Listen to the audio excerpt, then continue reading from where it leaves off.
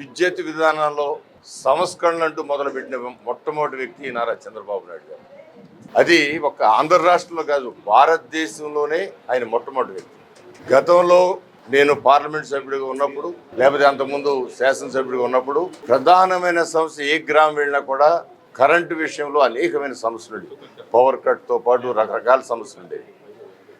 Quality విద్యుత్ రాకపోవటం, ఇలాంటి సమస్యల నుంచి సంస్కరణ ద్వారా ఈ వ్యవస్థని మొత్తం కూడా మార్చి ప్రతి ఒక్కళ్ళకి నాణ్యమైన విద్యుత్ అందే విధంగా తయారు చేసిన వ్యక్తి నారా చంద్రబాబు నాయుడు గారు. 2014-19లో అయితే ఇలాంటి సబ్స్టేషన్, ఇప్పుడు కూడా పాత సబ్స్టేషన్ ఒకసారి చూస్తే, ఈ సబ్స్టేషన్ చూస్తే ఎంతో వ్యత్యాసం.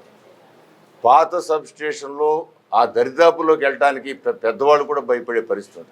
పిల్లలైతే వెళ్తే అది షాక్ కొట్టే అవకాశం ఉంది. కానీ ఇవాళ సబ్స్టేషన్కి వెళ్తుంటే పిల్లలు దాని పక్కన కూడా ఆడుకోవచ్చు అనే విధంగా టెక్నాలజీ కూడా అభివృద్ధి చెందింది.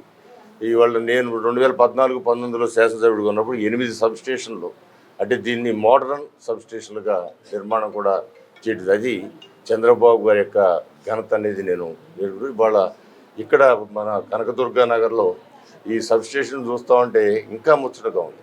అంటే రోజు రోజుకి టెక్నాలజీ మారుతున్న విధానంలో ఇక్కడే ఈఆర్ఓ ఆఫీస్ అన్నీ కూడా ఏర్పాటు చేసుకోవటం. మరి రాను ప్రతి సబ్స్టేషన్లో కూడా కరెంట్ ఆఫీసులు మెయిన్ అధికారులు ఉంటారని కూడా ఆఫీస్ పెట్టిన విధంగా సబ్స్టేషన్ రూపొందిస్తున్నాయి. ఇలాంటివి ఇంకా అభివృద్ధి చెందాలని మనస్ఫూర్తిగా కోరుకుంటున్నాం.